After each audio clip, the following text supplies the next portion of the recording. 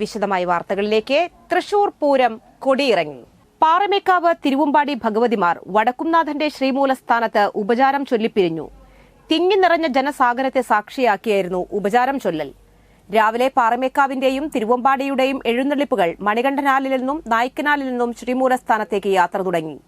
എഴുന്നള്ളിപ്പുകൾ ശ്രീമൂലസ്ഥാനത്തെത്തി ഇരുവിഭാഗത്തിന്റെയും മേളവും കുടമാറ്റവും നടന്നു. ഇതിനുശേഷമായിരുന്നു വടക്കുംനാഥനെ സാക്ഷിയാക്കി ശ്രീമൂലസ്ഥാനത്ത് പാറമേക്കാവ് തിരുവമ്പാടി ഭഗവതിമാരുടെ ഉപചാരം ചൊല്ലൽ.